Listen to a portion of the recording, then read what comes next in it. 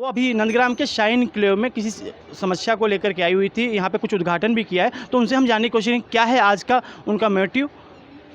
Ma'am, जैसे कि आप यहाँ पे आई हुई हैं नंदग्राम के शाइन क्लेव में, तो क्या था उद्देश्य यहाँ का? नंदग्राम के साईं, सबसे पहले सर्वप्रथम मैं यहाँ के सभी क्षेत्रवासियों को, राज्य को, सबको यहाँ पे मैं प्रणाम करती हूँ।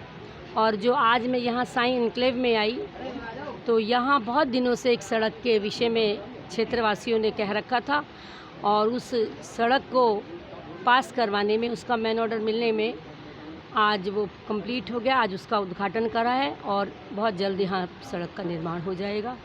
कुछ समस्या पानी भरने की मुझे अभी क्षेत्रवासियों ने बताई, तो मैं पूरे प्रयासरत हूँ कि अगले जो भी हमारे पास निधि आएगी उससे इस पानी भरने की समस्या का भी हम समाधान निकालें।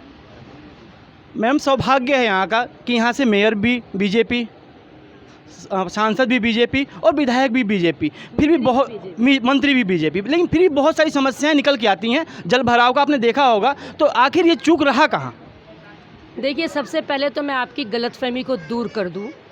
कोई शहर ऐसा नहीं है जहाँ बरसाती मौसम के बाद जन्म ला।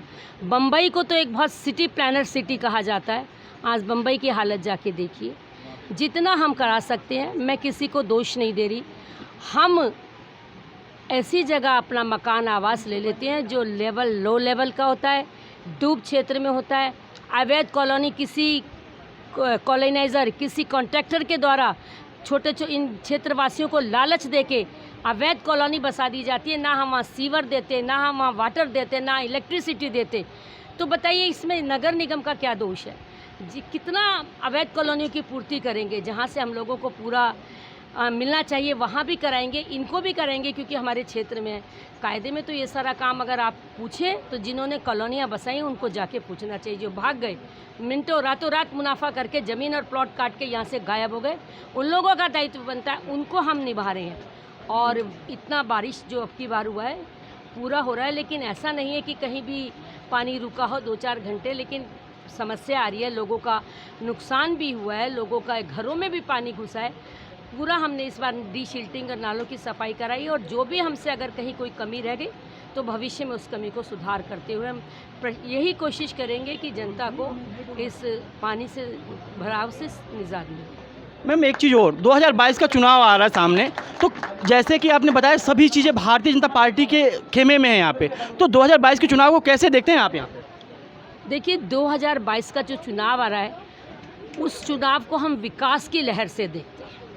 हमें कोई बहुत बड़े मुद्दे लेकर नहीं जाना पड़ेगा, चाहे हमारे विधायक हों, चाहे सांसद हों, चाहे मुख्यमंत्री हों, चाहे प्रधानमंत्री हों।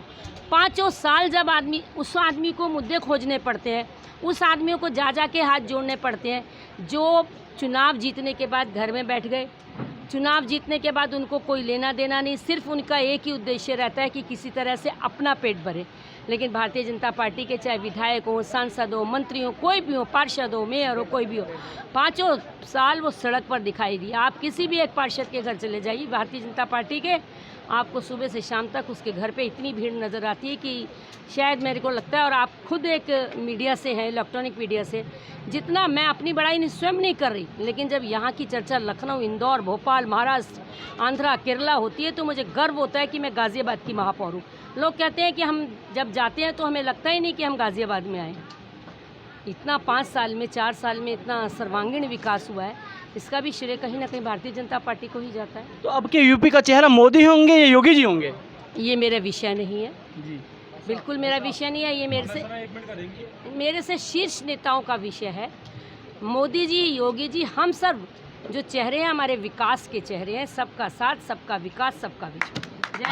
जैसे कि देखा आपने कि महापौर जी ने विकास के बातों को वादा किया, और मैं चाहता हूं कि 2022 के बाद भी विकास का ऐसी लहर गाजियाबाद में चलती रहे। और आवाज़ जनता, सत्येंद्र उपाध्याय।